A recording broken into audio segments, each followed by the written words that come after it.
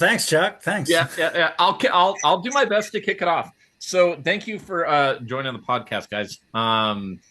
And I don't know, maybe we want to have. Well, let's do this. Thank you for joining the podcast. So the Australians who comprise the Qranc team from 1999 and 2000, we have on Jared Rando, Nathan Rennie, John and Waddell, and one of the Qranc team managers, Mark Rodgers. And being that I'm probably the least knowledgeable of the gang, Mark, you and I talked about maybe having you do a brief history of how the team came to be. And from there, we can kind of run through some of the experiences of the team, some of the races. And I put together a slideshow also just to spark some conversation and see where it goes. So, Mark, if that's cool, I'm going to hand it to you. Yeah, no problem, Chuck. I mean, cool for you to put this all together and get all of us on here. Yeah. Try and wrangle in all these cats, which should be fun. So, as I told you, I want to go back even a little bit further than like 99, as Johnny's wearing a 98 jersey there. But if we go back to 1994, when we started Qranc, we were in Big Bear, and that's when Snow Summit and Big Bear was kind of the mecca of downhill. And this guy named Tony Carson from Australia showed up.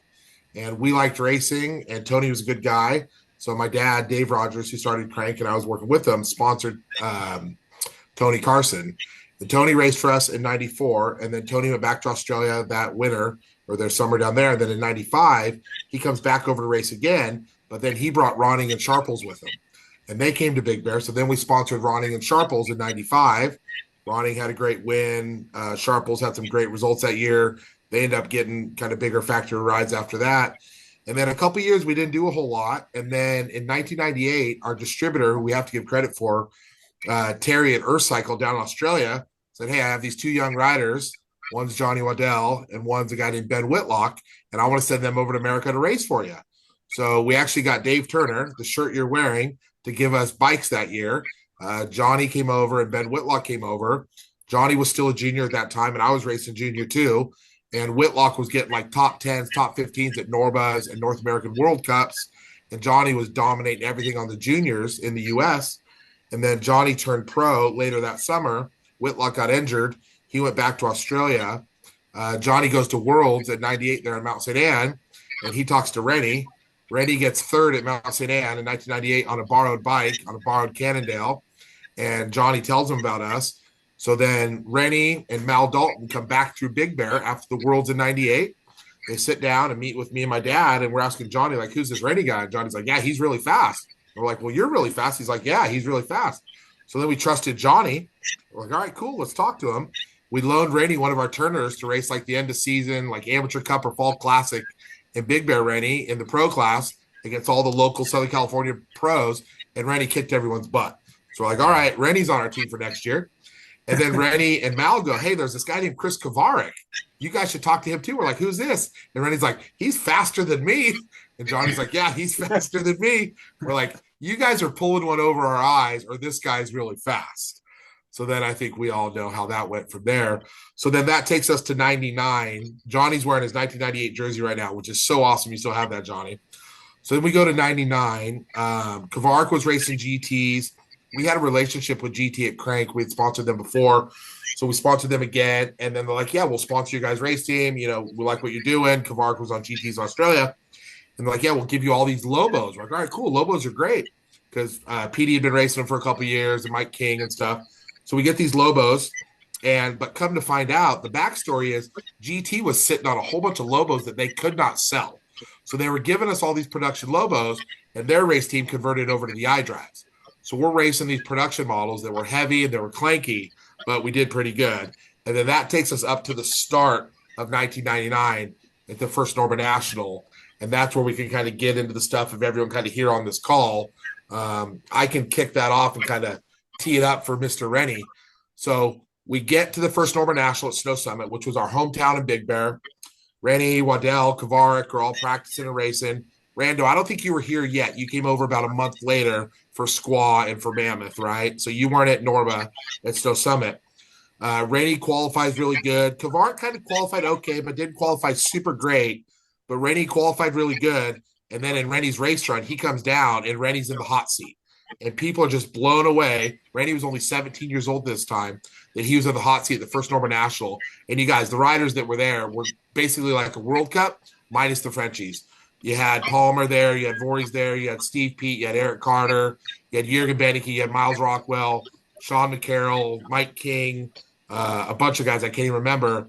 But Rennie did really good at that race. So, Rennie, why don't you talk about Snow Summit, that first Norman National? Yeah, well, basically, I mean, like we just started, we came over like after we sort of like got together the team and like basically we were living in Big Bear there, like in behind the crank. Um, in behind the shop there, me and Kavarak just had this little room and it was just like two beds and we had a bathroom there and a sandwich press and that was it kind of thing. And like we were just sort of just basically winging it. But like where we were in Big Bear there, it was like only a short ride to the mountain to Snow Summit itself. So, and like we organized passes and stuff like that. And so like we were riding pretty much every single day, like either in the park or then we even built like a jump park kind of thing, which was really bootleg. It was basically like you cross this road and then you had like you go through a drain, like a big dirt drain, and then there's a step up, and then like Kavak with these wonderful like extravagant building hands. Like he just picks up a shovel and all of a sudden everything's built around him, kind of thing. But like that's all it was. And so we used to hit this one step up. It had a berm and then like a little bit of a return out across the road and back to there. And we rode that every single day. Like whenever we had a day off or we weren't traveling, like that was just every single day. And it was like get up, ride, hit the 7-Eleven, hot dog and a corn dog, $1.07 or whatever it was. And that was like our whole routine, and always all we had was either a sandwich press or then 7-Eleven and just this little room where we just lived in between the races. But like there was a lot of downtime there for a while as well. So we just used to sit in there. I think we had a PlayStation for a while, just playing ATV Fury in there, just like countless laps, like it was like he's like, oh, what do you want to do today? It's like, well, we've only done 404 laps of this track today, so we may as well knock out a few more laps at it, like. But yeah, it was really kind of it was literally like backyard kind of set up for us at the time, But like we didn't know any better, And so we just got resourceful and just used what we had, And like Mark only lived up the street, so if we needed anything like exceptional, like clean linen and stuff like that, like that was always like a plan B kind of thing, or even a plan C in place there. So, but that was our first like introduction to like living overseas and just understanding like how the American culture works and all that sort of thing. And like we were literally, you know, thrown in the deep end basically. And I remember when I first met up with Kavarak at the airport, and he was just like all of a sudden we were just on the airplane going to America, and like, he didn't know what to do. I mean, like, I had a little bit of traveling experience, but he had next to none at the time. So it was a really big learning experience, and we had to learn quick too. But yeah, that's one of the things too that has been shared a lot. Like you're talking about with you and Chris and Johnny. So Johnny stayed at our house, and we lived just up the street from the Qranc office. Johnny lived in our attic above the garage, which became Johnny's home for 3 years. And then Rennie and Kavark, we had an extra room down in our office, which was an old house, and they lived there. So what those three guys did, and Rando did later, was you guys just rode. You rode and you rode and you rode some more, whether it was all over town on your downhill bikes, whether it was on your Zascars, whether it was up at Snow Summit at the ski resort doing downhill runs, or the dirt jumps that you guys built, which were called the AM PM jump. Some people might remember that gas station. There was the AM PM gas station right next to our Qranc office. And those jumps became pretty legendary. When we'd have Norman Nationals and World Cups, those jumps would get filled with so many riders. And you guys were building those. We call them the Qranc jumps or the APM jumps. And you guys just rode all day, every day. It was really, really cool. So, Rennie, do you remember, though, that first Norman National that was kind of your first race in America that year? Can you recall that, or you want me to help you recount it? Yeah, well, I remember being there obviously and like doing that first race. I think I might have been sixth or something like that. But I also remember you might be able to remind me. I broke my crank. Like That before. was later. That was later. So we'll But get that to was that. later. Yeah. So at the first Oh, Norman that was the World National, Cup. That was the World Cup. yeah, at the first Norman National, which was in May, you qualified really good and you ended up sixth. And I'm pretty sure you were less than 1 second off the podium. And that picture just came out recently. I think Kurt Voorhees posted that picture. And that picture was Steve Pete, Sean Palmer, Kurt Voorhees, Jürgen Benneke, and Eric Carter were on that podium. And 17-year-old Nathan Rennie was in sixth place on a team that had next to no budget. We were just riding for like product and travel, and you got sixth place, which was really cool. Something else that was great that came out of that, you guys, was John Tomac had his team at that time. He had his own Tomac bikes, and he got injured. And I think he had Rich Houseman racing for him, and they were looking for a fill-in rider. And John Tomac called. I think he called my dad or he called me, and he wanted to hire Rennie away. And we're like, well, what are you going to do for him? You going to pay him salary? He's like, no, we're not going to pay him anything. It's like, well, that's not really an upgrade. But we had John Tomac calling us, trying to hire the 17-year-old Australian away from us, which I'll never, ever forget that. And at that time, we're like, hey, Qranc's good, Rando's good, Waddell's good. And people just couldn't believe that we had that many riders coming up that were all going to be that good. And we're barely just scratching the surface there, you guys.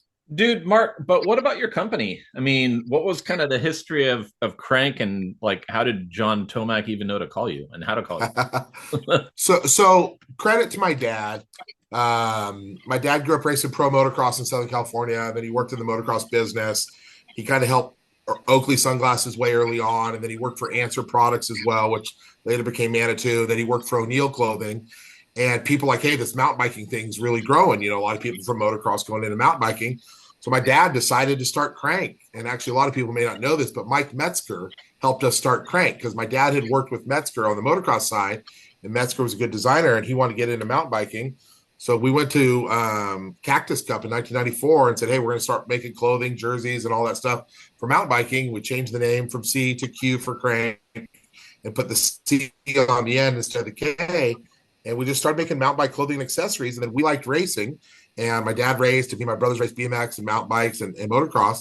And so we got into downhill racing. And then we just grew that, like I said, from Tony Carson, and then a little bit there with Sharples and Ronning. And then when Johnny came over and Ben Whitlock. And then by that next year, I mean, people just kind of knew us as the Qranc people in Big Bear. Big Bear and Snow Summit, I mean, Rando, Rennie, and Waddell, you guys can probably, validate that. Like, it was just known as like the mecca of downhill mountain biking, especially in America, right? We were 2 hours from LA, 2 hours from the beach. Okay, the mountain wasn't that big. It wasn't Mammoth, or it wasn't Leger, or even Mount Snow, Vermont, or Mount St. Anne, but it was a good enough mountain. There were a lot of trails, and we were close to Southern California. So Qranc, my dad, our family, mountain biking, Big Bear, just kind of became a bit of synonymous there for a few years. It was cool to be a part of. I was like 18, 19, 20 years old when all this stuff was happening. And now here I am. I don't even want to say how old I am, but I'm on a call with Rando, Rennie, and Waddell again. And, Johnny lived with us for 3 years, you guys. He lived in our house for 3 years. He went home after 98, actually. Johnny, I forgot about that. You went home after 98, and you broke your neck really bad, right? And weren't you in a halo? Yeah, I had a halo bolted into my head, and I was out of action for a little bit, but I was back. Were you on the Qranc team the longest out of everyone? Yes. Yes. So I was on it for a number of years. So they were my family. So it's I got so much out of it. So what bikes were you guys on prior to the Lobo? Or did you have a Turners? Yeah, we were on Turners. Oh, in 1998, right. we were on Turners, which were really good, right? Because they had the FSR link, and Dave Turner really took care of us. What were they using back then? The Afterburner, or had the DHR come out? No, Afterburner. Yep. Afterburner. Okay. And they were good. And we had RockShox boxers. We had a good relationship with RockShox. We had a couple other decent sponsors, but nothing super fancy. But when Johnny came over in 98, he was a junior, and he lit it up. He was the juniors in the U.S. were really good at that time. It was like a mix of probably it was me a little bit. It was like Gary Houseman, Markov Berchold from Brazil was in the U.S. racing juniors. There were some other really good juniors at the time. So when Johnny came over, he started winning all the junior races right away. And then Johnny turned pro in the middle of 98. He went up to the pro class, still as a junior, but he jumped up to the pro class. So that's when we were on Turners. And then 99, we went to GT. What is going on in Australia that all these dudes that we'd never heard of before come over here and just start crushing us? So here's what we say. I want to hear the Aussies' answers. Yeah. Here's what we would say. They're convicts and they don't know any better, right?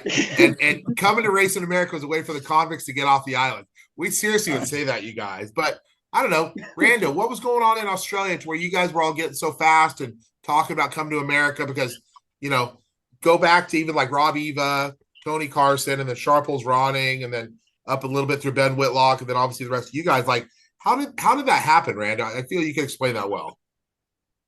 Probably can't explain it well, but I think it's just little bit of dumb luck. I think at the time we had a pretty high level of kind of junior riders, and it just so happened, Nathan was there, Johnny, kind of everyone else. At the same time, we had a couple of guys who had just gone over and turned pro. So you got Running and Sharples and the like. Yeah. So I think just the combination of that, having those guys there, and you can look at those guys and go, yeah, these guys are fast enough to turn pro. So if we want to turn pro, that's how fast we've got to be. So, we're always comparing our times to those guys. And as we're racing as juniors, it's, everyone just wanted to leave the island, for lack of a better term, like you said, Mark. But I think that desire to, to be able to race full time and ride your bike full time and all the rest, that's really what kind of what drove it.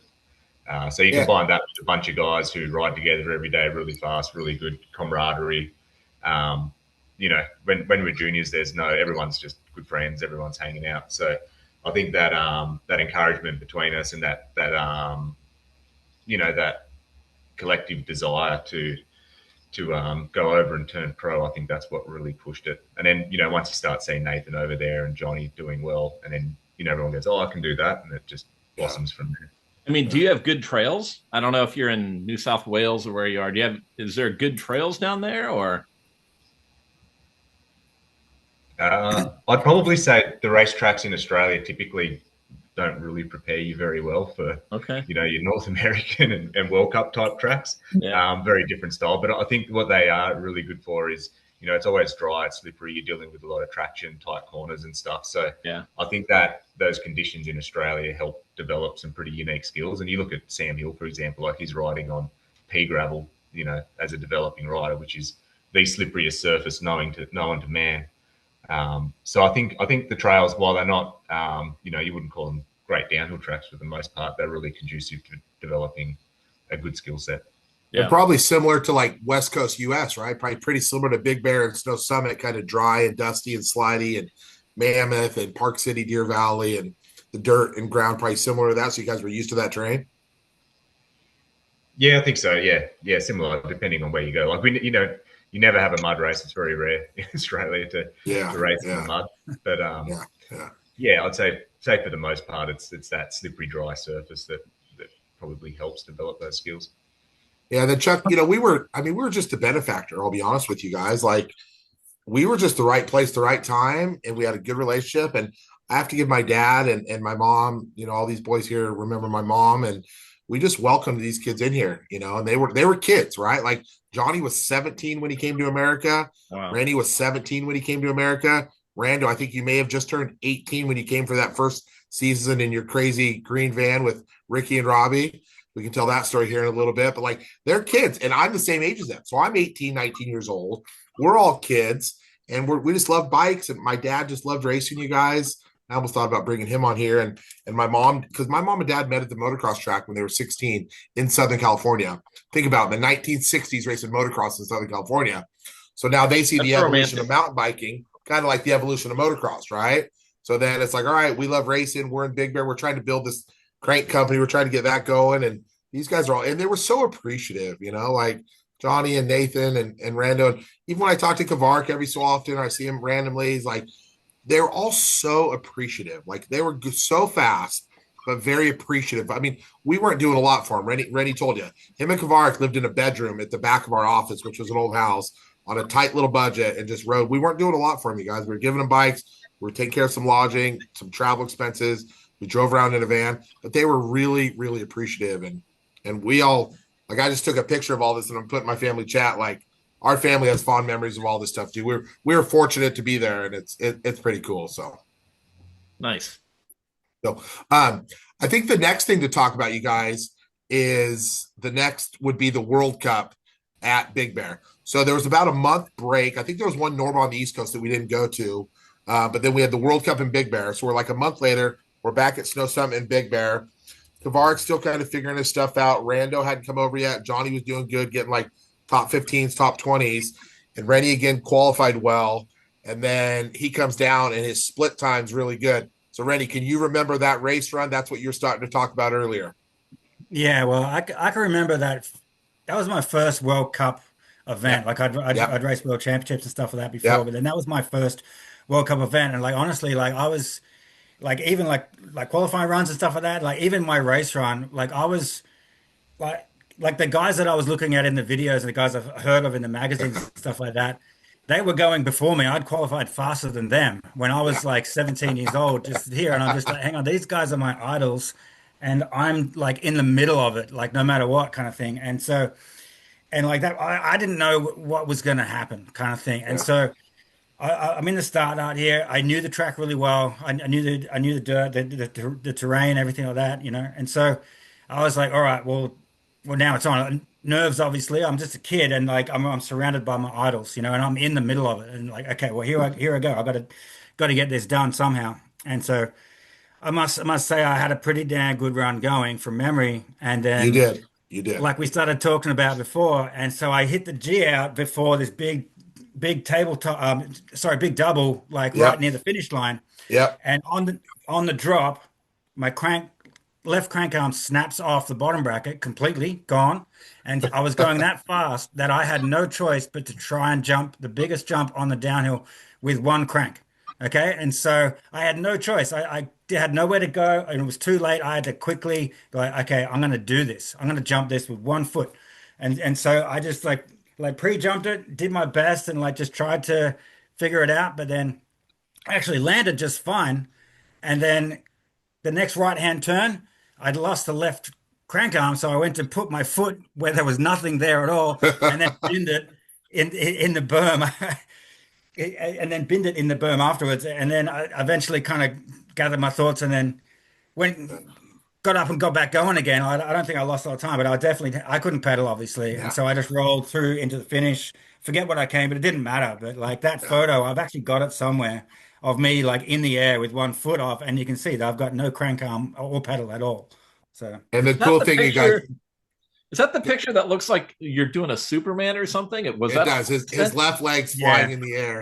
And I the have cool thing that. about that, you guys, was so this was before big screens, right? So we couldn't see teleprompters or anything, or we couldn't see big screens with footage, but we could, yeah. So you have it, it's in here somewhere. It's in here But Rennie somewhere. yeah, comes yeah, out of the trees. This There it one? is, right there in the middle. yeah. That's it. That's my race run at Oh, World Cup. I Yeah. thought you No were crank showing arm. off. No. I look really confident. You can Yeah, see yeah. that. You look terrific. And he had just come out of the trees, but we could see that his split time, like he was in the lead and he had qualified like sixth or seventh. So it was looking super likely that he was going to get a World Cup podium. He comes out of the trees, there's that big double. And as he explained it there, there's nothing he can do. And then you're on the bunny slopes at the bottom at Snow Summit. So he couldn't pedal. And there was a big gap jump down onto the pavement at the bottom. But the world was kind of put on notice by that moment. Like what Rennie did at Snow Summit, Norman National was really good because he got sixth. And then with that one there, plus with the spectacular 1 foot, flying through the air, everyone was on notice, you guys. I mean, it was pretty cool. That's probably at Snow Summit right there too, Rennie. That's got to be Yeah, that's it. Qranc, though. That's a different number plate. No, Oh, that's I think Rennie. that's me. I Oh, think is that's it? me. Yeah. Okay. Yeah. Yeah, I'll tell you something funny about the crank arm as well. It's just like I get through the finish line and a couple guys come and it's like, what are you doing styling it up in your race run? Like, what's the point of that? And then they look down and it's like, oh, you don't have a crank arm. Like they were coming and talk to me. It's like now's not the time to be showboating. And it's just like, hang on a minute, that's not deliberate. Like that was just that was an absolute You made it look good, though. a bit of a Are those profile BMX cranks? So Rennie, so this Yeah, had yeah. to be after that. This picture had to be after that. So we were running Shimano XT. We were on a tight budget. I don't even know if Shimano gave us product, but we were running Shimano XT. And if you didn't know, Nathan Rennie's kind of a big human being. Yeah. And so he comes down there and he snaps his bottom bracket on a Shimano XT. But then for the next race, we got him profile BMX steel bottom brackets and steel cranks Yeah. so that he wouldn't. But then, Rennie, do you remember the blisters that you get on the inside of your ankles from Oh, pedaling with yeah. those cranks? Yeah. I've got scars from that. I mean, like just pedaling with flat pedals and like the shoes, you can see the shoes I've got in that picture there. There is no ankle protection whatsoever, And so like, as I'm pedaling And as anyone may know, like the profile cranks that we had, there's no smooth edges. It's just like it's basically like a square edge. It's round, but it has a Yep. square edge. And Yep. so like I would hit my ankles on that countless times. I mean, Yeah. like I've got tattoos on my ankles, but I had to go around the scars, you know? So it was that bad kind of thing. I mean, like my legs are just totally trashed regardless from running flat pedals in general. But the way that crank arm was, I was just hitting, you can imagine every pedal stroke just donk, donk, donk, just hitting my ankle. Like this is Yeah, what it was. the cool thing was after that World Cup, you guys. I mean, maybe Tomac called us right after that or something, but like the world was on notice. But now it's really, really just getting started. And then Johnny, you did pretty good at that World Cup too at Snow Summit because you're racing that World Cup. I'm pretty sure you were top 20 there. Do you remember that World Cup, Johnny, at all? Uh, yes, I do. Fuck. I think I was top.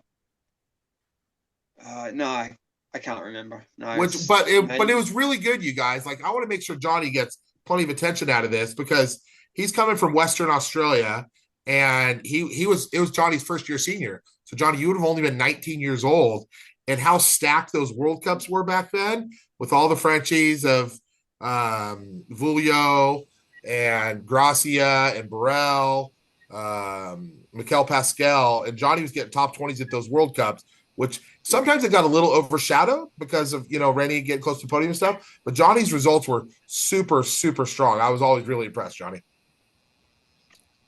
Yeah, I was up there. I just Were you having fun, I Johnny? can't. Can you remember? Were you a little frustrated that year? I always felt like I'd look at you like you wanted more because the other guys were getting a little bit more. I remember that. I always want more, but I was having the best time of my life. So Speaking of best times, so after that World Cup, we go out to dinner. I don't know if you guys remember this. This is one of the funny stories that I think people like. We go to Denny's. You guys remember we go to Denny's in Big Bear quite love regularly. Denny.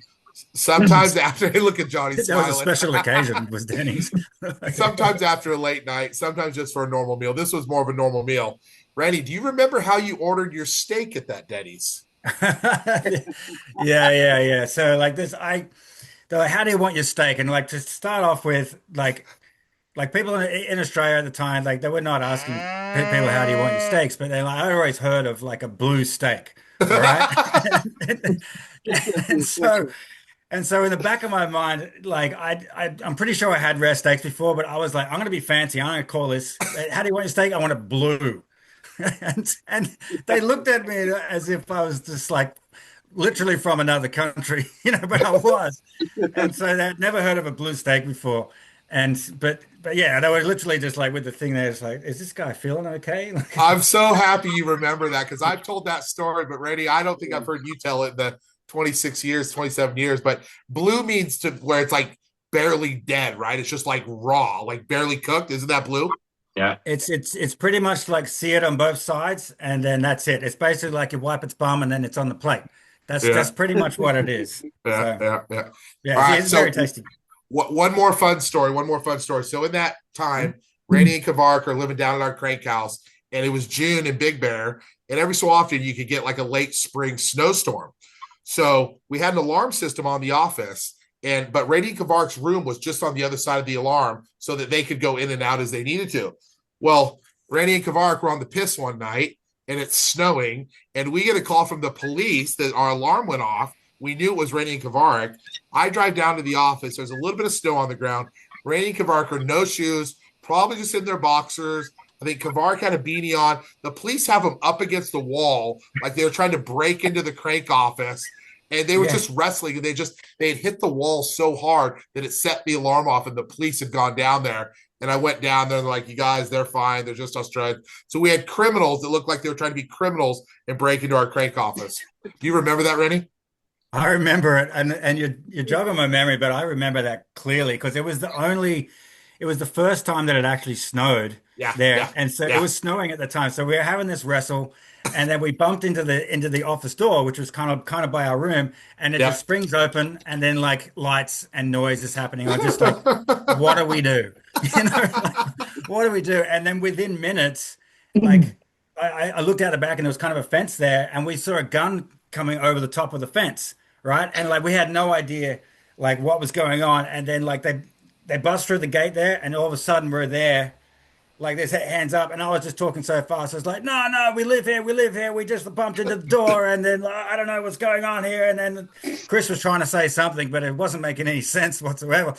And so then it was just like, get on the ground, get on the ground. It was like out of like the movies, like one of those cop shows. It was exactly like that. It was like, get on the ground, get on the ground. We were just face down in the snow. First time it had actually snowed. Like I've never And been you around the guys snow, had and like all of a sudden. you had hardly any clothes on. You were like in shorts and t-shirts. Yeah. Yeah, that's right. And so, like, my first snow experience is having a gun pointed at me from a police department in Big Bear. Like, that's what my first snow experience was, And, face down. no, not many people know this, but I'd gotten in some trouble with a local police officer about a month before that, you guys. And so I go down there, and the police officer that has Rennie and Qranc up against the wall was the same police officer that I'd been in a little bit of trouble with the month before. So it did not look good, you guys. It did not look good. So next from there, you guys, is the Squaw Valley World Cup, which I think was like 1 or 2 weeks later, or maybe only 1 week later after the Big Bear World Cup. And I think that's when you showed up, right, Rando? Or were you at the Big Bear World Cup, Rando? We were at the Big Bear World Cup, yeah. So How did that go for you? I just qualified. We needed to get me, Robbie, and Ricky, who I was traveling with. We needed UCI points to be able to enter, so we got a wild card into that. I just qualified, and then so I think qualified about 60th, but then crashed in my race run, so I didn't really get a result per se. But I do remember watching Rennie come down. It was pretty awesome. Oh, that's cool. So then we go to Squaw, you guys, and this is where the world kind of got shocked. A little backstory: we go to Squaw, and Rennie and Qranc are tight on money. Qranc hadn't won any prize money. Rennie, I think you won a little bit of money at the first Snow Summit Norman National. I think 6. You probably got at least like $500 or $1,000 or something. There was decent prize money back then. Do you remember how much it was, Rennie? Well, it was a lot of money to me, because like US dollars kind of thing. But like literally, like we were running on a budget. I mean, like we talked about before, $1.06 at the store at the gas station. But like I was literally like Chris had no money, none, Yeah. right? Yeah. Like he had no money. I mean, like I was giving him money, like my prize money, just to keep us all together, kind of thing. And Yeah. just like he's Yeah. like, no, I want to go home. This is stupid. And I'm like, well, you're not going home because you can't afford a flight home, can you? So you're not going to be going anywhere. And I'm serious. Like he had less than $10 at the time. He did. You know, So yeah, like so we go to Squaw. Thank you, Nathan. You said it better than I could have. And Qranc wanted to go home, and Qranc had no money. So we get to Squaw, and I want to hear you boys talk about the track. Johnny, can you remember the Squaw Valley World Cup course? How steep and loose it was? No, Mark, I didn't go up there. I was back at Big Bear Why didn't you go? because I didn't qualify, and so I just stayed back at Big Bear and partied. So you didn't have enough UCI points, is what you're saying. Correct. I forgot about that. Rando, did you race the Squaw World Cup? Yeah, I raced the Squaw World Cup. How was it? It was a pretty wild track. Yeah, I just remember going up there. I mean, it was a pretty legendary track as far as World Cups go, because everyone kind of got there not knowing what to expect. I mean, I didn't know anything at all at that point, but it was super steep, super gnarly. Like, even the chairlift going up was scary. It went across this massive valley. So everyone just got there and was just blown away. I think I remember one of the athletes, one of the girls was walking down and slipped over and hurt herself and couldn't race, and that was just on the course walk. That was one of the big jokes. But yeah, it was just a super gnarly track. So yeah, it was pretty wild. Yeah, they had never raced a Norman National there, but somehow they got a World Cup, Chuck. So they got a World Cup at Squaw, which is cool because Squaw's a legendary ski resort. They had the Olympics way back in the day. But Chuck, I don't know how well you know Squaw. You have the tram that goes up steep at Squaw to the right, and then you have the stuff that goes up like, is it K22? And then there's this other chairlift like right to the left when you come up the valley, and that's where it was. And like Rando said, it was like an old just double chairlift, wasn't it, you guys? Like kind of a rickety old chairlift, but it went across this gnarly valley, but then it was super steep. And I think some local guys up there, I don't know if it was Mark Weir or some of the local guys in NorCal built that track, but it was so steep and so loose. Randy, what do you remember about the Squaw track? yeah, well, exactly that. I mean, like I remember walking down the trail, and it was steep, man. The example of the chairlift going up. I mean, it was like this, and that's the gradient that we were racing Yeah. down. And like one Yeah. of the different sections were difficult, and I knew that, but like linking it all together, like that was going to be the challenge, you know. And so, and like it looked like they just literally thrown the track together, put some bunting up, and like, there you go, Yeah. guys, here it is, kind of thing. And like the worst thing was because of that dirt, it became destroyed really Yeah. quickly. Yeah. And so the course, like every single run was a new adventure. It's just like, Yeah. okay, where am I going to go this time? You Yeah. know? Yeah. And like I remember there's this one berm, there's like a chute down, and the berm, it just built up into like a massive mound of basically sand. You know, it was Yeah. just this huge thing, and you just had to go down this steep section and then just run into like this big pile of just rubble, basically, and that was the track, you know. And so, but yeah, like that was definitely at the time one of, if not the most challenging tracks to even ride. I mean, especially because the fact that it changed every single run, so you never knew what was gonna be in front of you, sort of thing. So that was a real learning experience for me. I think I did okay racing. I think from memory 24th or something like that. But And yeah, it was a that's bit of that's jogging my survival, memory. wasn't it? And the Yeah. Frenchies were complaining about it so bad because it was so steep and so loose and not like their typical Euro World Cup. So so we're at that World Cup. We get to race day. Ready, you had a good run. Kvark, I think, qualified kind of similar around you. And you guys, Kvark comes down and he's in the lead by like 7 or 8 seconds. And people were blown away. He went into the lead by a massive gap, and his time was faster than Nico's qualifying time. And people thought the track was going to get slower because, like Randy said, it got more blown out every time. They lost the traction, all that. He comes down, he gets into the lead. And the way the story goes is Nico at the top heard his time and said, "No way, that time's not real. That time cannot be done." I've heard that from multiple people. And then Nico goes and does his race run. And rumor is that there were some Frenchies up in the trees with little earpieces that knew split times. And they stood in the slower parts of the course and they were telling him what his time was so that he knew how fast he had to go. And he ended up beating Kvark by 2 seconds, 2.4, which back then was a pretty tight margin, especially on a nasty track. And there's the picture right there of Nico Vulio going to unknown Chris Kvark and saying, "Well done, young man. Well done." One of the cool things I remember about this is I was kind of sitting in the hot seat area with Chris because I was kind of the team manager. And Rob Eva walked by and looked at me and just kind of gave me a wink and shook his head like, "Yep, we told you he's fast. Everything that Waddell and Rennie told us about this Kvark guy, that was true." And then Rando, I don't know if you were with him, but I know Robbie and Ricky, I think, had a couch and they like carried a couch up onto the side of the hill and we're just singing all your Aussie songs. Like it was kind of like National Aussie Day after that happened. You guys remember that, Randa? Yeah, well, I was racing, but yeah, I think the boys kind of threw together a bit of an Aussie contingent. We're traveling around in a green van, and we had a few couches in the back. So, Yeah. yeah, it sounds like they pulled the couch out and set it up on the side of the hill, and had a good time. Yeah, Chuck, you can see that other photo there of Kvark on the podium with Nico. If you go back, a Kvark there on the left there with Nico on the podium. Like Yeah. it's a little bit blurry, but that's David Vasquez to the right. Like just to think that Kvark had next to no money to his name, wanted to fly home, was done, and then goes and does that. Now the world's really, really on notice. And that was at Squaw? That was at Squaw Valley, 1999. Yep. I don't June, late. remember. Was Squaw even open to the public for mountain biking or only for that race? I don't remember. We were more Southern California people. They had never had a Norma before. I know that. Yeah. I don't remember them really being open to the public. North Star was like always open. I don't know if you guys ever raced like on Carpiel or any of that, but I've never ridden Squaw. Yeah. So maybe the better part after this is the party at Sean Palmer's house. Who remembers the party at Sean Palmer's house after this? Yeah, I remember that. I remember that. So this That party was like, yeah, like that ahead, party Randy, was, it became like famous is the wrong word. It was like more of like, oh, have you heard stories about Palmer's party? It was kind of like this myth that was going on. And like we were really young, like we weren't supposed to drink, you know, and just we went to this party, like went to Sean Palmer's house, and it's just this kind of a mansion sort of thing on the hill there. I'm just thinking like, this is how they live. This is fantastic. And then and then all of a sudden, like he had a 50 track going around the house and things like that. And then very quickly, one thing led to another.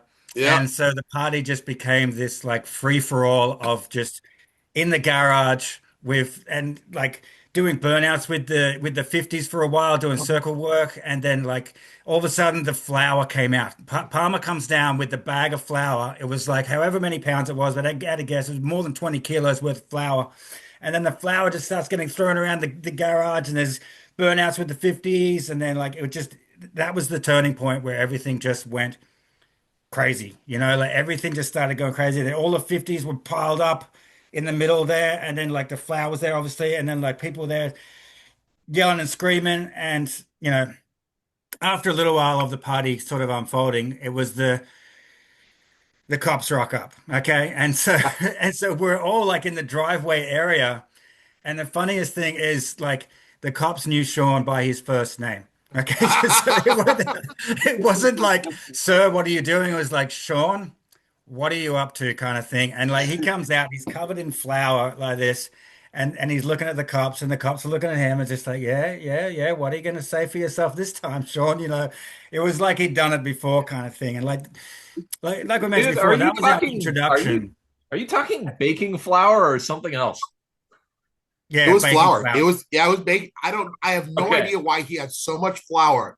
So let me I step know. back just a little bit. I know So he had Rennie more painted the flour picture. as well. Rennie painted the picture really well. So he had this big, beautiful mansion.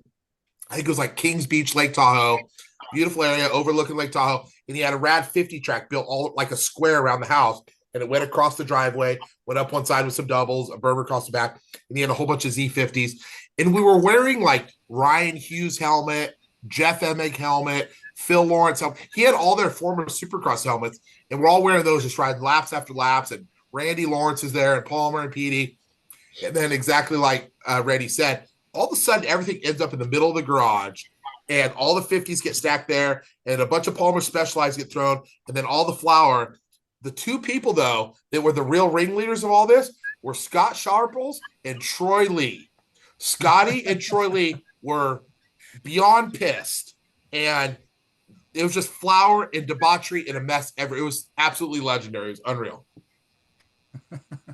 I remember that because like I think it was Palmer himself, like on the stack of 50s there, he got his Yeah, 125 and then started doing a burnout on yeah, top of yeah. all the other motorcycles, Did and then not filled the care. place Did full of not care. smoke as well. So it was all this flour everywhere, everything on the ground, 50s, and then smoke as well, like inside the garage. You couldn't see. It was just like what is going on? I'm 17 years old. It's like this is how you party. This is how it's supposed to happen. You know, Yeah, yeah. which So obviously to the younger generation out there, this is not this is a one-off, allegedly kind of thing to happen at the time. But yeah, it was wild time, man. It was wild. that was good. You have to ask Scott about that. Yeah, Scotty was on one that night. Scotty was on. Scotty and Troy Lee. I just remember Scotty because I knew Scotty well, and Troy Lee, who was a legend at that time as well, just throwing flour and Palmer throwing stuff together. And I'm just sitting back watching, going, "Wow, this is actually happening."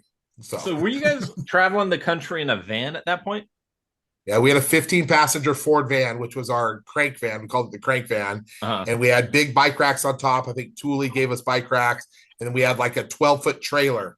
So we had our easy ups and stuff inside the trailer. We had the van, and then we had the bikes on top. We'll get to some of those stories about the van because there's some good stuff coming up. But I kind of want to tell this more in chronological order, if you don't Okay. mind. Yeah, yeah. All Go. right. So after Mammoth, we had a weekend off, which was Independence Day in America. We went back to Big Bear. I'm sure we got plenty of trouble, but thankfully nothing too bad, nothing that we need to, divulge here. But then we had a weekend off. Then we went and we had a run of like 3 or 4 Norbas in a row. And the next Norba was Mammoth. And that is where Johnny was back with us. Rando was racing with us. Rando, were you staying with us at the Mammoth condo? I think so. Yeah, I can't remember. I know you stayed with us in Park City. So Yeah. we go to Mammoth. It's a dry, dusty, steep track, still stacked with a lot of riders, minus some Frenchies. But again, it was like the whole GT team was there. Most of the Volvo Cannondale team was there. Specialized, Haro, Yeti, all those guys. And I'm pretty sure Kavart qualified fastest. Rennie, you qualified pretty good. Kavart gets first, and Rennie gets third on the podium. And there's some good pictures that you have there, Chuck. Rennie, can you remember that race run at Mammoth? Yeah, well, like that was kind of like the next stepping stone for both me and Chris, and like it was just such an honor because we were finally getting noticed, and like even like after that race, we started getting offers from other teams, like people were coming up to me and saying, "Hey, you should talk to so and so, you should talk to so and so." Marla Streb came up to me and said, "You should talk to Yeti," and things like that. So it immediately started to kind of unfold, like just like in front of our eyes, kind of thing. And like obviously everyone was like, "Who are these Aussie guys? Who are these Aussie guys? What's in the water down there?" And that sort of kind of thing. And like I think during that time. We were also getting like the drug tests. I mean, like I think it was that year and the year after. Like I wasn't even doing that well, but I was getting drug tested, the random drug test every single round. So I don't think it was very random to be honest. But yeah, like that was really just how it all just like blew apart for us, and like our careers basically started during that whole year. But those few races we were talking about, that was the turning point for sure. And so, Chuck, there's a picture of them on the podium. If you go back right up there above where Chris is smiling, and there's two giant riders, and there's a GT rider. Yeah, right there. So that's Qranc in first, Miles Rockwell in second, Nathan Rennie in third, who just turned 18, Jürgen Benecke, I think, in fourth, and Steve Pete in fifth. That was the podium. And then the riders that were behind them were Palmer and Voorhees and Carter and King, and Rennie was finishing good, and Rando was starting to get better as well there too. The fields were just stacked, and those boys went first and third. See, some of the interesting things about that race, you guys, is Qranc, after his qualifying run, I'm pretty sure he qualified fastest, and he wouldn't let us touch his bike. We couldn't dust it off. We couldn't lube the chain. We couldn't do anything. Like my dad tried to touch his bike once. He's like, no, don't touch the bike, because he was so happy with the bike. And then that night we went out to dinner. We went to like a nice kind of steak seafood dinner place there in Mammoth. And my dad went back to Big Bear because Big Bear was only like 5 hours from Mammoth. And we all stayed at the condo that night. And who wants to talk about the condo that night after Mammoth? Um, Well, I mean, like we were in a pretty cheerful mood, at the time. Like we were very happy with our results, and like whatever led to us going back to the apartment there, and so like the party sort of just continued inside the apartment there, and like yeah, there was some shenanigans there, which I'll say there, and there's a few broken items and things like that. I remember there was like a tile kitchen bench there, and the tiles were broken in on the bench. So like you can kind of piece together what was going on at the time. But like it was a celebration that probably went a little further than what it should. The rumor is, I can neither confirm nor deny two things: that Qranc found glass plates to be frisbees and wanted to see how far they could fly, and then also there was another Aussie there, a tall, skinny guy from Cairns, who was very much a part of that party. And I wasn't that much a part of it, but the condo got destroyed and there was a big bill that came. But Rennie and Qranc and everyone else pitched in and said, all right, we're going to pitch in to pay for it. We go to the next Norman National at Deer Valley, and Bill Cockcroft from Mammoth and Tom Spiegel from Team Big Bear, they sat us boys down and said, hey guys, simmer down, stop doing this. But the rumor is that some Sean McHale never paid his piece of the pie, even though he's plenty a part of the party. No, he'll never pay. No, there's plenty of situations where Sean McCarroll, he ain't paying.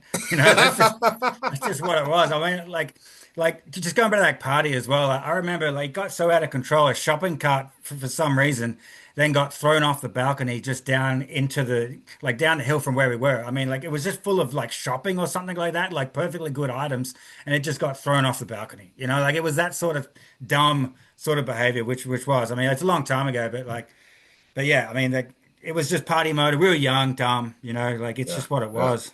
Like, so then we head to the next Norman National, you guys. So it was the week right after. So we're like Snow Summit Norman National break, Snow Summit World Cup, Squaw Valley World Cup, Mammoth Norman National, Deer Valley Norman National. So we're driving to the next Norman National. We're in our van, our 15-passenger van with bikes on the roof rack with the trailer. And Johnny's driving. And Johnny, I love you, but your driving scares the bejesus out of me. And we're going down this hill, and Johnny's going really fast. And I think there's a cop. And we're like, all right, we got to slow down. So Johnny taps the brakes. Johnny, do you remember this in the van and what happened after you tapped the brakes when we were driving fast? No, you're gonna have to refresh my memory. I got you. So when you're going fast and you're in a trailer, you don't want to hit the brakes. You just want to let off the gas. But he hit the brakes pretty hard. The trailer starts swapping. I'm sitting shotgun. I look in the mirror and the trailer's just totally sideways. And I'm like, oh my gosh. And then Rennie, do you remember what you said after that happened? I say hit the gas. No, Yeah. you said, don't you love it when you know something bad's going to happen? There was well, yeah, there was a couple of conversations going on at the time. Like it was a pretty, we were in a situation where the trailer was swapping big time. Like it Bad, wasn't just like bad. Yeah. it wasn't just like, oh yeah, we got the jiggles on. It was just like it was all over the highway. Like, it wasn't just a And you little were thing right. there. You hit the gas to straighten it out. But you're Yeah. lying about saying, I love it when you know something bad's going to happen. So like Chuck earlier, when, I tried to like set some tone here, like, let's not talk over each other. Let's do this. And then you're like, no, it's just going to be wild, wild west. That was totally PTSD back to events exactly like this. So then we go to Deer Valley. It's the next Norman National. It's a big, dry, blown out track. We have really good results. I don't remember what you and Johnny and Rando got. Rando, can you remember how you did at Deer Valley? You stayed with us at Deer Valley. I remember that for sure. And we'll tell the story about what happened after Deer Valley with your van. Yeah, no, Deer Valley for me, that was good. I'd had a pretty bad run of crashing during race run. So I did manage a pretty good result at Squaw Valley. I was in the 30s, even with the crash. And then Deer Valley, I think I qualified in the low teens and then ended up 20th. And Nice. You were talking earlier about prize money. Back then, I remember someone said, oh, you got to go get your prize money. And I was 20th. So when I got, I think it was $100 US for 20th. It was like $400,000 Australian back then. But I mean, that was the cool thing about the time back then. If you got anywhere in the top 20s and you qualified for slalom, you'd get a few $100 over the weekend. So the prize money was actually really good back then, and it paid. And actually, I love that you brought that up. I have a decent memory, and I'm pretty sure Qranc. I don't know if you can remember this, Rennie. I think Qranc got like $7,500 for second at the Squaw World Cup. To win a World Cup was $15,000, and Qranc got $7,500 for second place. I'm pretty sure. Rennie, do you remember what you got for that third at Mammoth that year? Oh, I can't remember, but it was like anything for us at the time was just $1 million, because like we always just in the back of our minds, it was like Australian dollars and then to US dollars. I think it went as low as 48 cents. And so like, I think like one of the races I remember, I got $600 and then all of a sudden I was like, I've got $1,200. That's what I've got. Like I was just like doing the conversion constantly in the back of my head. But honestly, like that, like those results for Qranc of getting money, like when he had nothing, that just turned everything around for us. He was ready to go home, and he was just like, I had several talks to him. I was just like, no, it's just begun. Like don't worry about it. Like we keep going on this pathway. Don't worry about this. Don't worry about that. We just keep going no matter what. So, and sure. everything just started coming up for us. For sure. And then that Deer Valley race run, I don't know if you guys remember, but I do remember Qranc qualified fastest. He was obviously on fire. Think about his back-to-back weeks. He qualified fastest. The Deer Valley track, he kind of looked up the mountain, and then the track came down to the right, and it came down this tree section at the very end, which was like in the trees and very dusty. And we look in there, and all of a sudden there's this big just puff of dust. Qranc crashed, and then he came across the finish line and still won by a few seconds. So Qranc has now won 2 Normas in a row and the second place at Squaw. And I know Rennie and Rando and Waddell were still having really good top 10, top 20 results themselves. So things are looking really good. So Rando's like, all right, I don't know if you were supposed to go home or what, Rando, but you're like, hey, can I jump in the van and go with you guys? Because now we were heading east. We were going to go do 2 World Cups in Canada, Bromont, Mount St. Anne, and then the Norma finals, plus a little break in there. I don't think you did Norma finals. Do you remember that spot, Rando, why you didn't go back with Robbie and Ricky? And then we'll tell the awesome story about the van. Yeah, so I was our plan was to go back after Deer Valley with the van, and then obviously.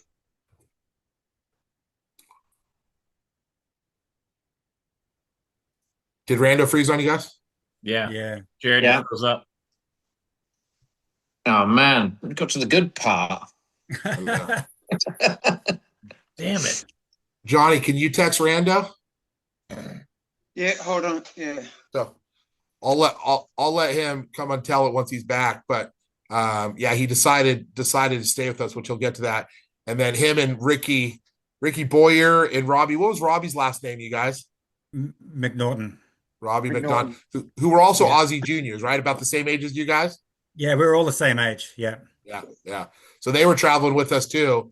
And then Rando decided to stay with us to go to those few World Cups back east. And then those guys went home. but they were driving this green van, Chuck, that I think they bought for like $1,500 to kind of do those West Coast races. Nice. And Rando has to finish the rest of this because the story's so good. But it was just cool. Like, and again, I want to give credit back to my dad and back to my mom and the family. I mean, I'm a 19-year-old guy, so I'm racing with these guys, but kind of the, team manager, if you would. But basically, I was just the one with the company credit card and told not to spend too much money and not let any of us get arrested. But like Rando fit right in. Robbie and Ricky fit right in. I'm still friends with Robbie and Ricky, which is so cool. I saw Ricky was down at Red Bull Hardline this week in Tasmania again, and they stayed with us in Deer Valley, and then they took flights and went back. So, Rando, are you with us? Can you hear us? I don't know what happened to him. He's just I can see his name there. All right, we'll come back to that story. So we leave Deer Valley and we head east. So we're driving across the middle of America. We're in that big 15-passenger van. So Rando's with us, Johnny, Nathan, Chris, and me. So I was kind of doing most of the drive-in. And then I think I figured out that Rando is kind of the most level-headed one to help do a lot of the drive-in. So him and I were doing a lot of the drive-in. And there were 2 bench seats. And in the front bench seat was one Johnny Waddell sleeping with no shirt on. Johnny didn't like to wear shirts. So Johnny didn't have a shirt on. So he's sleeping on the front bench. And in Utah and Wyoming, you can buy fireworks. So, of course, we stopped to buy fireworks, right, you guys? So then we're driving, and Rennie and Qranc are in the back seat. Rennie, do you want to take the rest of that story with your fireworks? Well, I mean, like, because you can't buy fireworks in Australia. I mean, I think there are certain areas where you can, but it's like it's so rare. It's not even funny. So we were just like, okay, fireworks. I remember the sign. I've got a photo somewhere. It's liquor and fireworks. This store that we went into was liquor and fireworks, and it was the biggest heading out the front of the store. And I was just like, these are the 2 greatest things that being an adult, which I was not, all my dreams were just about to come true. And so, like, sure enough, we had these bags of fireworks, and like we had these Roman candles. Like if anyone knows what a Roman candle is, you light it up and it shoots the fireworks out of the end of it. And so like there was all of a sudden our van became a military vehicle with like with the fireworks getting shot out of the windows, like driving down the main highways of America. And with fireworks getting fired out of the front of the van, just like doo, doo, doo, doo. We thought it was the greatest thing ever, It was. Yeah, and none of us got arrested, which is amazing. So, Johnny, do you remember when you were sleeping on that bench and what one of those Aussies behind you did to you? Oh, that's right. No, man. Okay, I got it. So they had a bunch of little firecrackers, just little ones on strings. And I don't know if it was Rennie or if it was Qranc. And they took one firecracker and they lit it and they put it right on his back when he was sleeping. So the thing pops on Johnny's back, and Johnny didn't have a shirt on. Johnny wakes up and just starts punching everyone in the car. It was like fight or flight.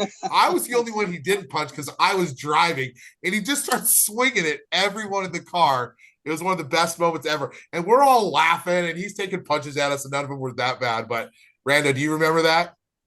Yeah, my memory of that is he started punching. I think Qranc was sitting next to him, and he's like, I didn't do it. So then he looks to the next person, starts punching them, and then like, I didn't do it. So he just kind of went around the whole van and just punched everyone until he figured if he punched everyone in the van, he'll get the culprit. That was awesome. So, Rando, finish telling what you were saying, though, about how you decided to stay, and then tell your van story about the airport. Or it wasn't you, but it was them. No, it wasn't me. So, yeah, we were traveling around in a green van, me and a couple of other guys. By the time we got to Park City, I think the only window left on it by that point was the windscreen. One of the guys had bought a BB gun, and it had, by that point, they'd all end up, the windows were broken. It looked absolutely horrendous. So you'd offered to stay on with the team, which is great. I was very happy to take up that offer and get out of sleeping in a van. But yeah, the guys basically, so I jumped in with you guys, which was awesome. And then the guys literally just parked the van, left it at the airport, took it to the airport, parked it at the airport, left it running. got on their flights and came home. Can you imagine what the airport police thought when this old rickety beat up van with busted windows is just left at the airport? You know, there was a bomb squad. There was something on the evening news in Salt Lake, and it's just some Aussie 18-year-old that just left the van and got on a plane and flew home. Like, I wish Google existed back then so we could go find the stories on that, but I love that story. So you guys I shot think the the only windows out saving with a grace- BB gun? Yeah. I think the only saving Yeah, grace it was was- pre 9/11. Yeah. Pre- Yeah. If that was 9/11, post 9/11, that would have media. been bad. Yeah. Yeah. For sure. So then we get to Quebec, and I think it was Mount St. Anne first and Bromont second or something like that. And Mount St. Anne's gnarly, as everyone knows. And now this is a big boy course, right? So we've been on the West Coast. We get to Mount St. Anne. The guy's been doing good. The Mount St. Anne track was just different than anything else we've been racing on the West Coast. Rando, can you remember much about Mount St. Anne as far as the race? Not really. I can remember my race where I crashed and pretty much knocked myself out and snapped my forks. But yeah, I can't actually remember too many of the results from that. Maybe Nathan's got better recollection of it. Yeah, well, Nathan, do you remember Mount St. Anne? yeah, Massanet was good. I mean, like that was a track that I really wanted to do well at. But like it was so technical. Like for me, it was, and like I was having troubles even practicing. That's where I really started to learn how to structure my practice. Was that track itself showed me that you can't just do full runs. You have to do section to section. You have to concentrate on certain areas to then link together all your practices into a final run or even a qualifying run sort of thing. But that was a massive eye opener for me. I mean, like that.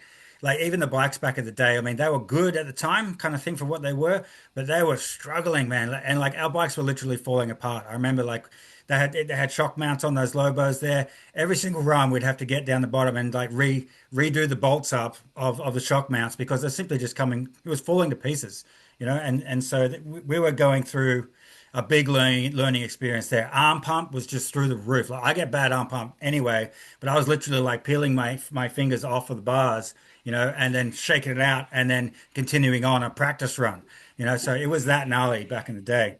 So, but that's my big memory from that race was just the learning curve was just like this. It was just like, okay, Yeah, if and you're Mount St. Anne was just different, right? It probably still is to this day. Like Mount St. Anne's just different than most. And this was back when Mount St. Anne was still wide open and fast. Nowadays, they've made it a lot more tighter and technical. They've taken out a lot of those fast, high speed sections. Johnny, can you remember Mount St. Anne? Because you raced Mount St. Anne in '98 for the Worlds on the Turner, and then you went on the Lobo. And then, like Rennie said, those Lobos were not well equipped. Can you remember Mount St. Anne much, Johnny? Yeah, as you said, like Mount St. Anne is just wide open. It's such a gnarly track. It's fast and it's open. Yeah, it's gnarly for sure. Yeah, so it was just a very gnarly track. And then I think, Chuck, there's one picture in that set of pictures that's Qranc. It's on one of the fast high speed sections. If you go back to the collage of pictures, scroll down, go down a little bit.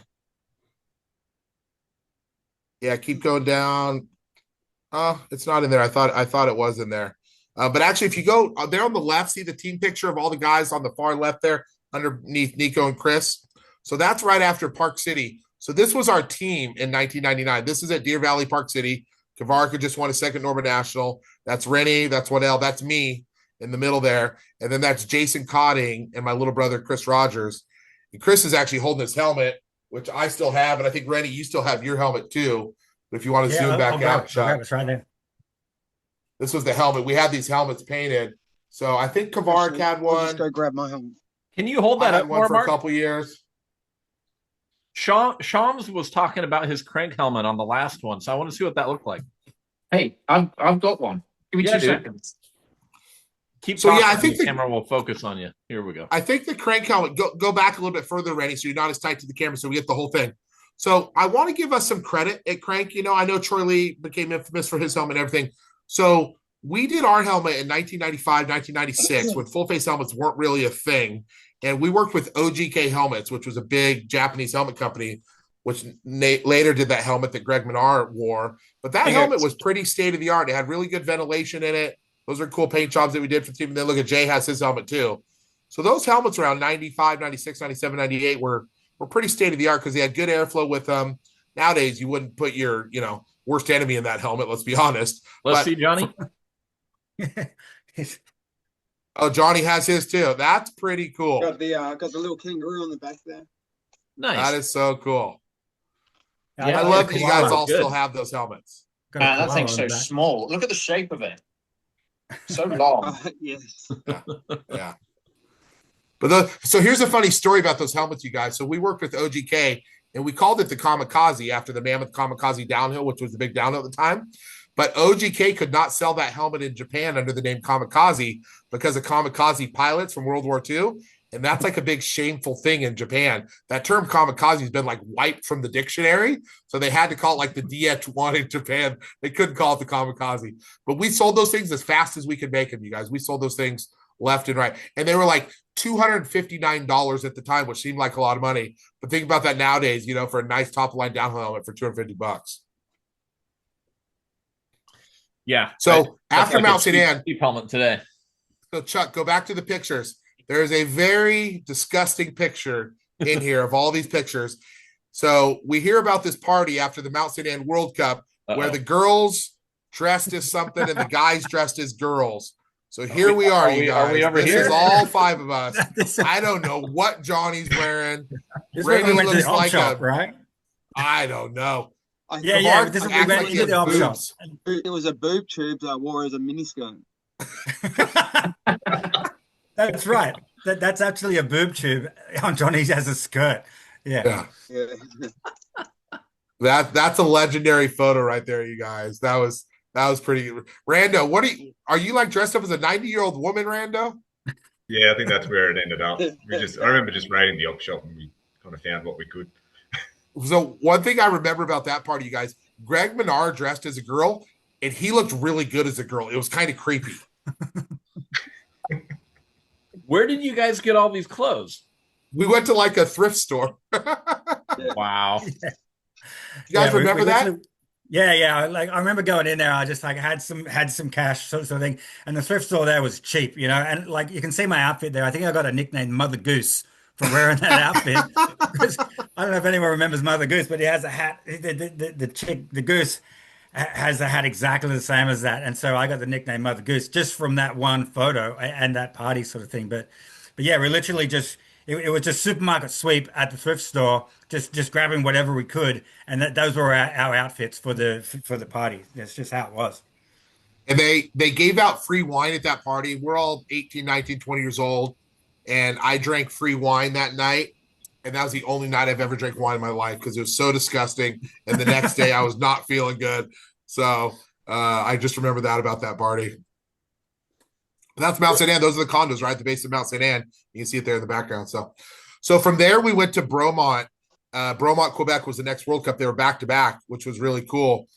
And remember that house we rented in Bromont, you guys, which is kind of out in the farm. And I think Rennie, you and Qranc had found, what was that band? It wasn't Korn.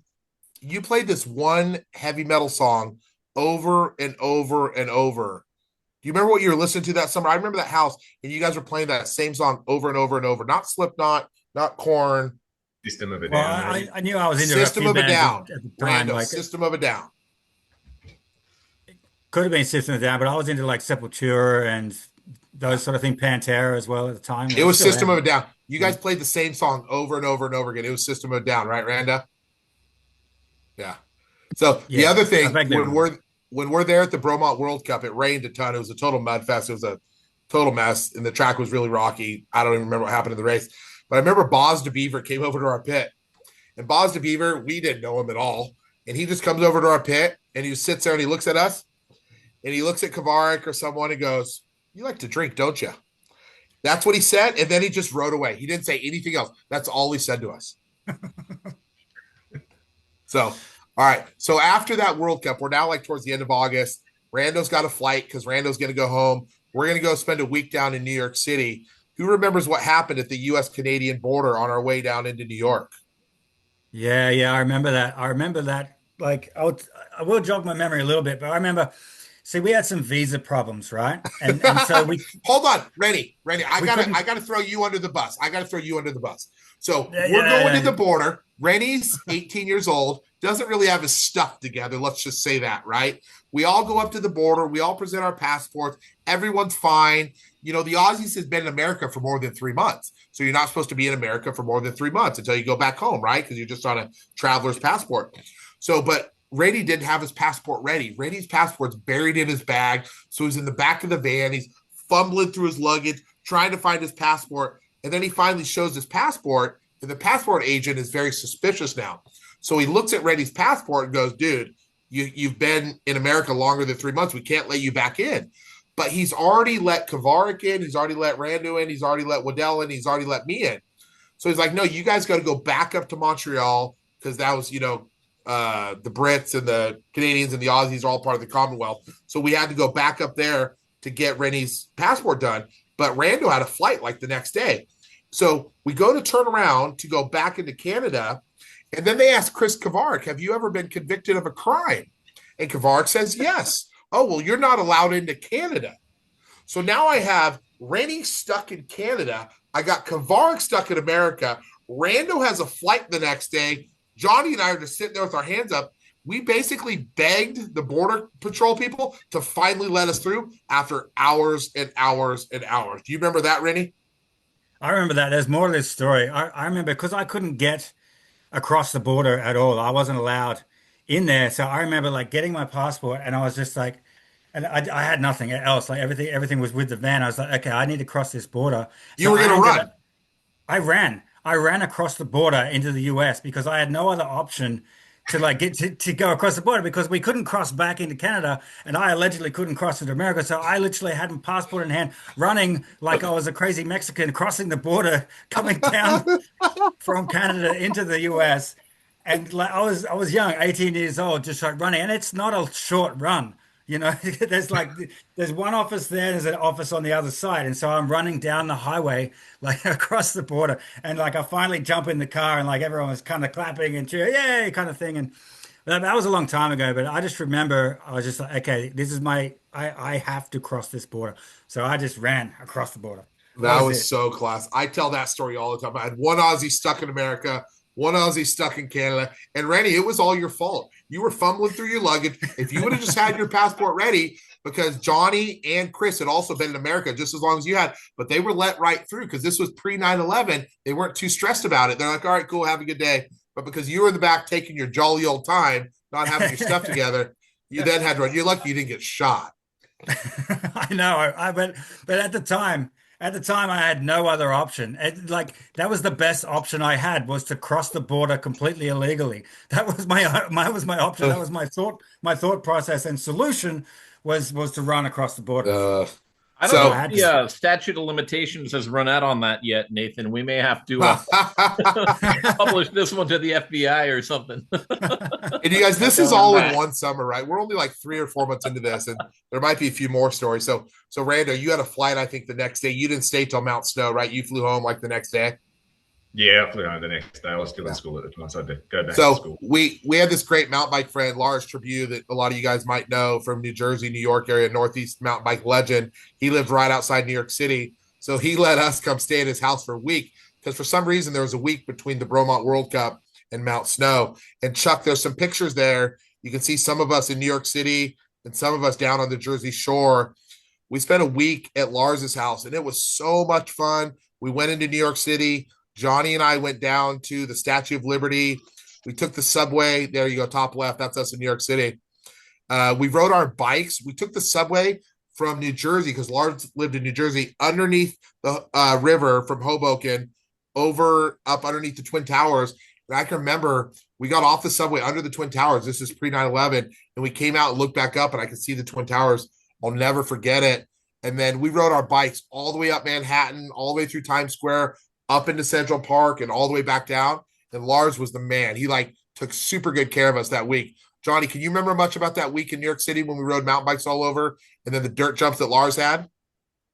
Yeah, it was just such a great time. Like we got to yeah, I just remember it was a great time. Yeah, So I remember staying at Lars's riding place with there, you and like now, he had Lars. roommates, right? And so like the roommates didn't quite understand that, like you got a bunch of Australians there, and like they started to get a little bit hostile with us, kind of thing. Like they had to pull Lars aside, and like I overheard them in another room, and, and they're like, oh, they're leaving doors open all the time, and it's like, well, yeah, but there's like all these guys here, they're going in and out of rooms all the times, and that they were like not really happy with us. I remember like Lars had to sort of settle things down, Yeah. and like they would come home from work and we would just be sprawled all over their lounge room, kind of thing. But it was just what it was at the time. So It I've was no so regrets, cool. put it that way. We had dirt jumps. Lars had really good dirt jumps because it was that northeast dirt, that nice moist dirt that's perfect for building dirt jumps, then riding the mountain bikes all over. It was so much fun. It was a good time. There was one other thing I was gonna say in there. I can't really remember. But Johnny, I have a picture of you and I in front of the Statue of Liberty with the Twin Towers Yeah, in the background. I need to get that back out, but correct. Yeah, pretty no, legendary for I've us to be got able to do that that. Oh, what I photo, was gonna and I've say, got it next to the do you have it too, telescope Johnny? guide. So Yeah. And yeah, it's just cool, right? Like that's a mountain bike community. Like Lars let us stay at his house for a week. I remember when we went to Squaw Valley, we stayed with some other family friends. Like the mountain bike community was just so cool to us. Like we helped the Aussies out, but so many other people helped us out too. It was really cool. So from there we yeah, went to Mount exactly. Snow. So Mount Snow was the final Norman National. And Rennie, if I remember right, that's when Marla talked to you about joining Yeti because you and I were up on a practice run at Mount Snow. And I remember Marla stopping and saying, "Hey, Yeti's interested in talking to you." I remember that clear as day. Yeah, I remember that. I mean, like she like from memory, she pretty much said, "What are you doing next year?" And I'm like, I don't know. Yeah. I have no idea what I'm doing, sort of thing. And she literally said, "You should talk to Yeti." Yeah. And that's just what I did. I just rocked up there and I spoke with, I think Chris Danforth was the manager at the time there, and literally like we spoke short time, and then like not long after that, I was signing contracts. Yeah. So it was just like out of the blue connection just popped up, and Yeah. it was a great opportunity because I wasn't even sure if the Crank team was going to continue or not, and so it was just like the stepping stone for me. Yeah. It was. We were on a shoestring budget, so I totally understood. Chuck, if you go to those pictures, there's some pictures from Mount Snow that I sent you. Where am I Go looking? go down.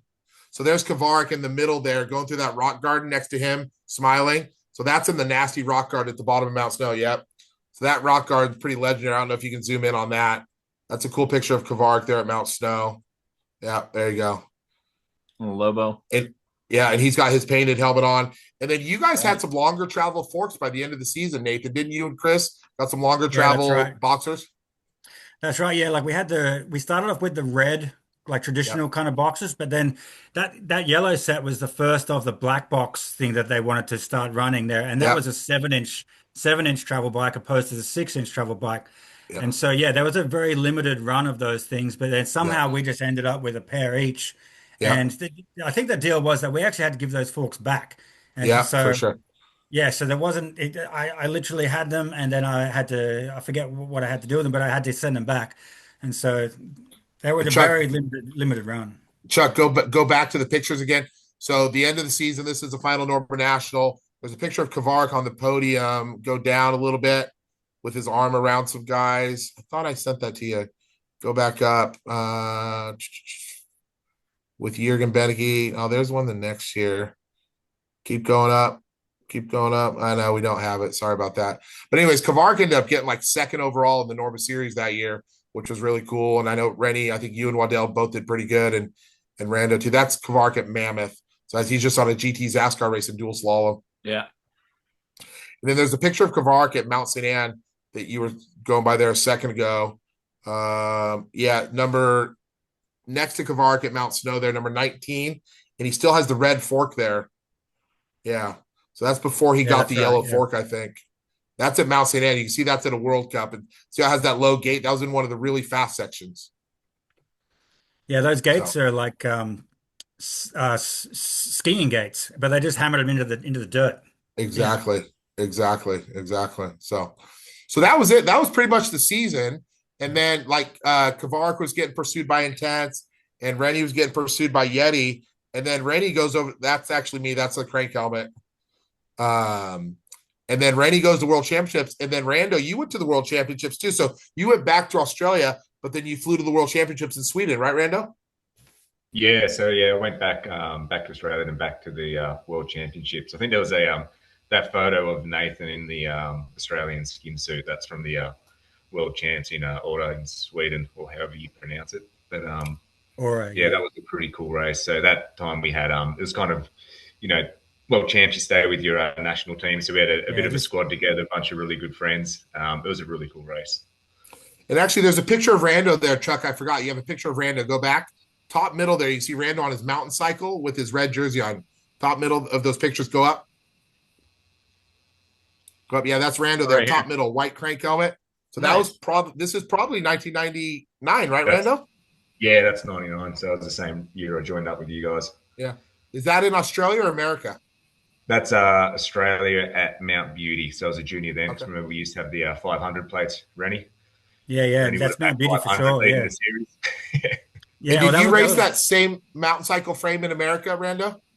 Yeah, that's the same bike I raced in Yeah. the US Yeah. and World Champs in '99. I had different forks. I had Manitou forks. Those White brothers would kind of lock out on you after a lengthy downhill run. Funny stories. I went to work for White Brothers 2 years later.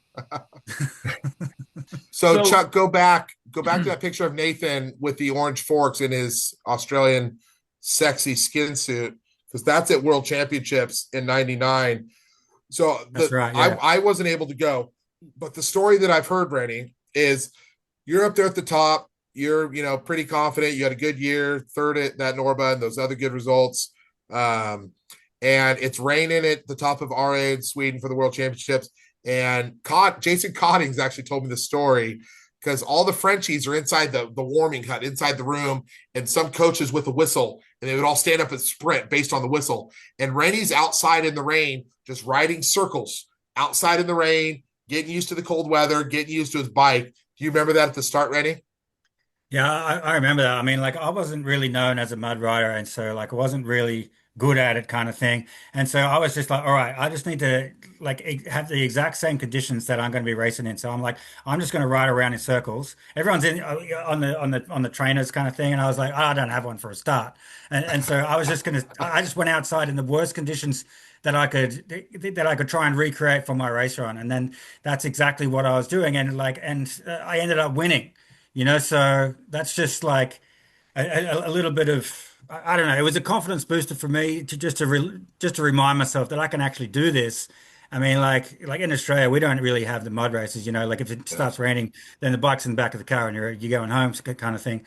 And so you can look at this picture. I remember that's the qualifying run because you can see the mud on my jersey there.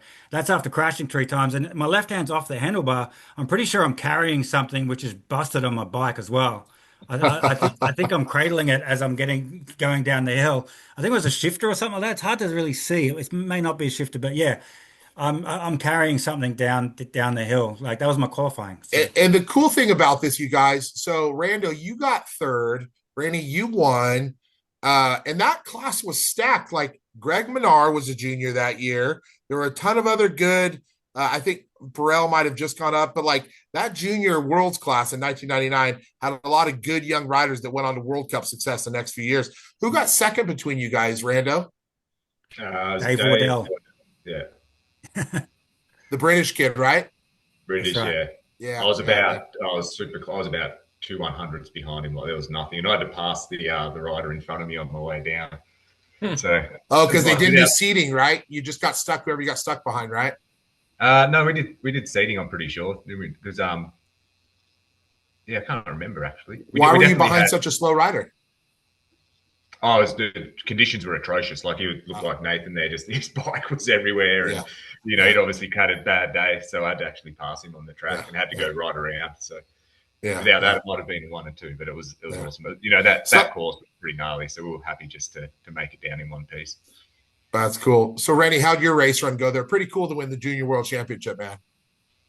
Yeah, well, like I won by a big margin, and so I remember I was being in a start gate, and I was the most confident I'd been up to that point. I was just like, right, this is it.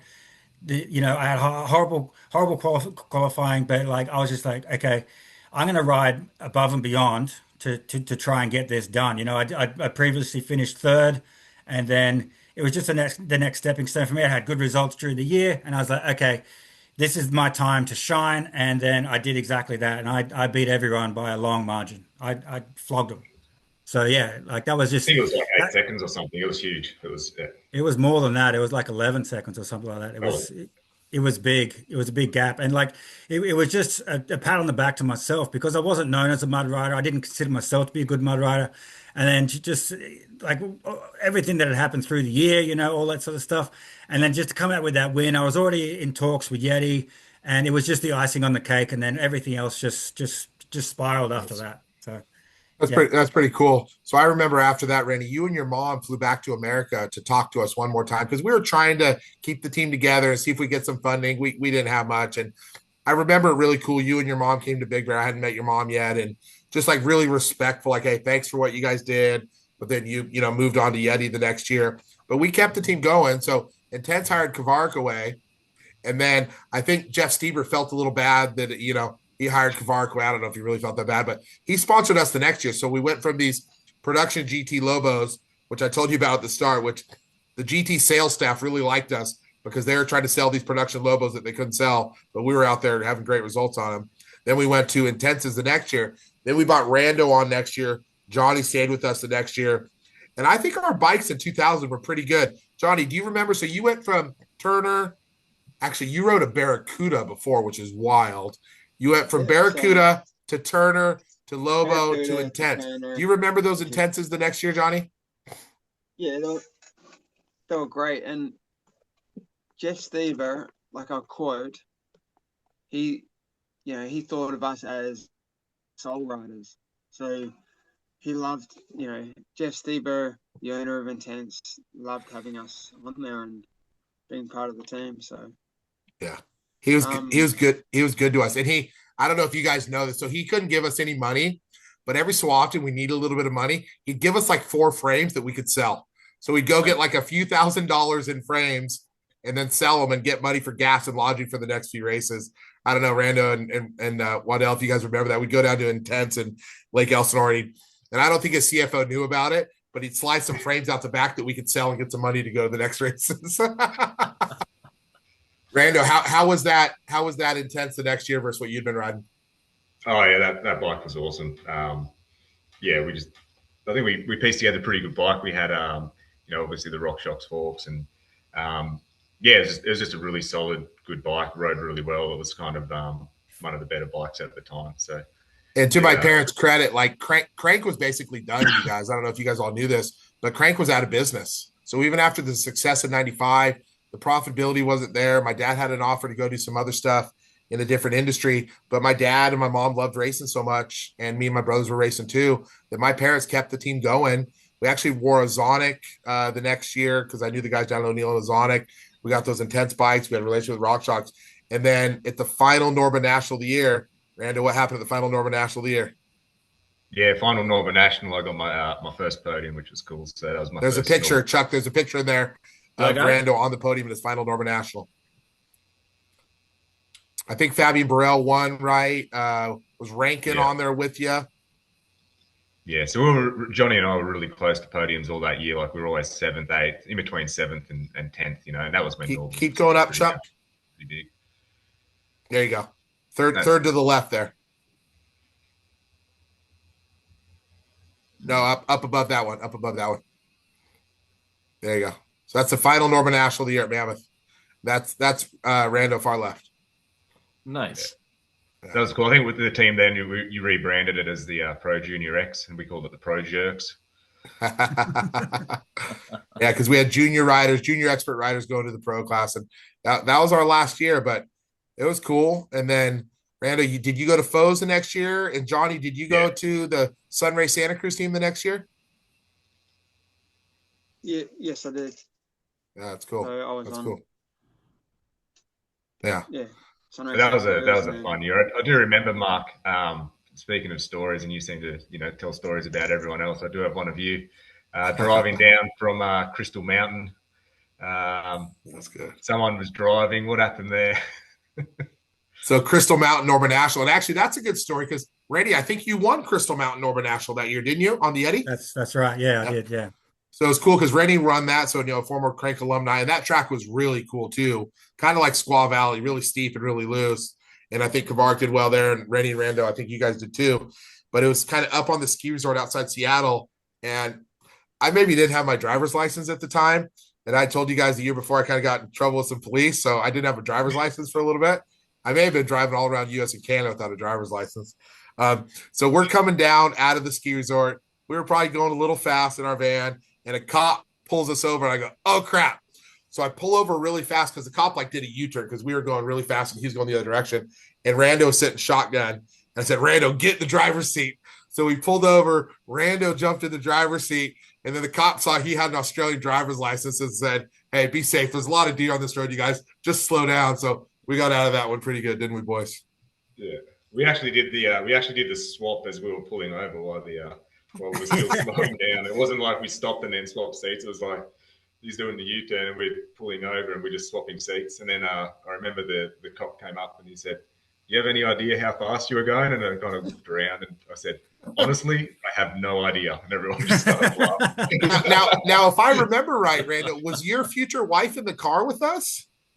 Not sure. Can't remember. Because I remember after that race, we went to a hotel that night, and you were sweet talking some sweet little Huntington Beach girl, and we all wanted to go back to our hotel, but you had plenty of time on your hands to talk to her. And me and Rando. No, that was next year. That was No, that wasn't. Yeah, that was on that trip, I think. But anyway, so overall, it's really cool, Chuck and Jay. We got to do this. I got to do this. These guys are my friends for my life forever, and it was cool. Johnny went on to win a Norman National a little bit later, and he got on a podium, I think, at Durango World Cup.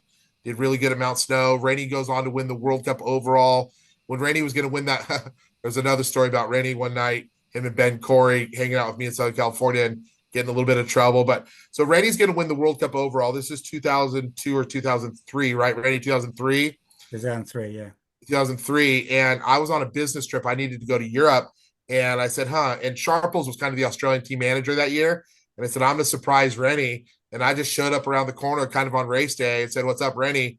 And then Rennie went on to win the World Cup overall. And I was at that race where I got to see Nathan Rennie win the World Cup overall. Qranc won that World Cup in 2002 by the largest margin ever at Fort William. Rando had a good career. Johnny had his accident in 2003, which really shook me. Johnny's crash in 2003 really, really shook me because Johnny's like a brother to me. But overall, it's pretty cool to be a part of that. So that's pretty much all I have to say about anything, Chuck. So feel free to ask everyone else. Yeah, I've got a small surprise on that 1999 World Championship win. I've got my jersey here, framed from that year. Nice. That's cool. World Championship.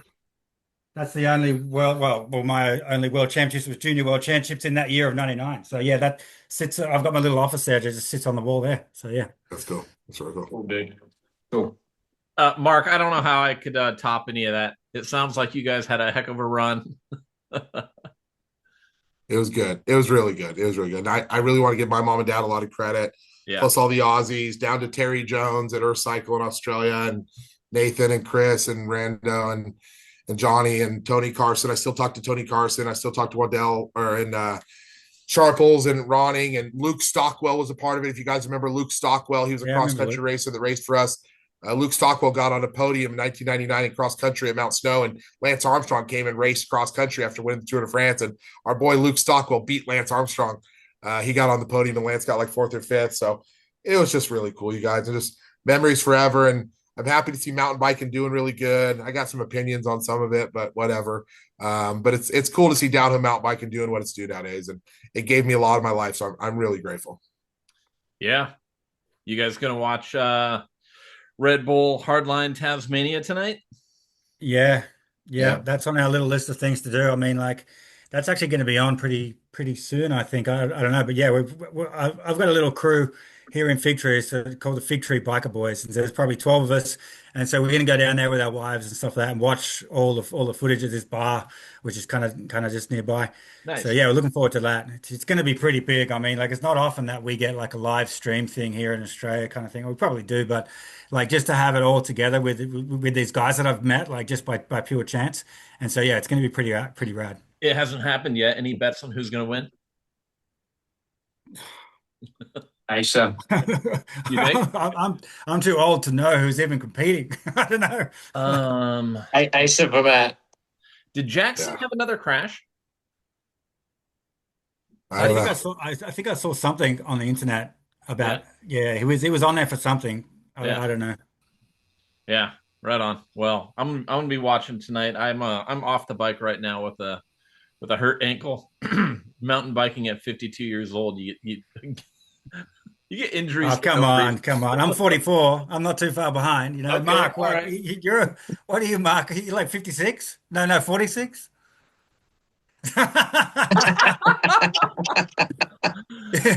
41? Is There that you what go. it is?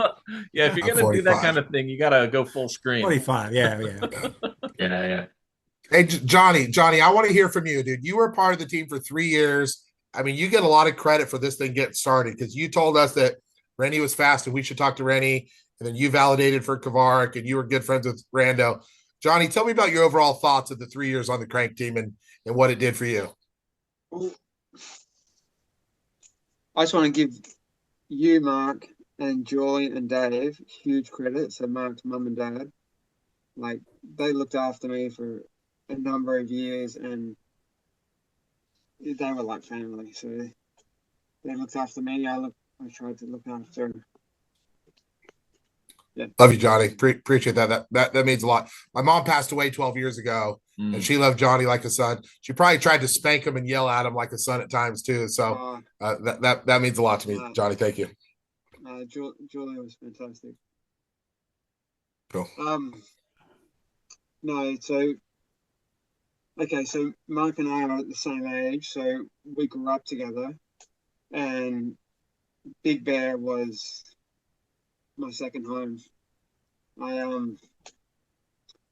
like as Rennie said, the downhill runs at Snow Summit during the day, and then I go home, have lunch, and then ride the AM/PM jumps later on, and that was it. We just rode forever. Yeah, it was nonstop. You know, like it was one of those Big Bear was a situations great where, like, time. if I didn't ride my bike, then I would just go and sit on my bike just so I could like check my levers or just all that. Like it was such an addiction for me at the time, and it has been for a very long time. That if I didn't ride my bike that day, then I would literally ride to get my hot dog and corn dog and back when I could have easily walked, you know, the 100 meters or whatever it was across the road. But I would ride, you know, every single day, at any chance I could.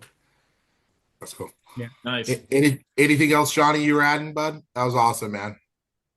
Uh, no, it was the best time of my life, really. It was, uh,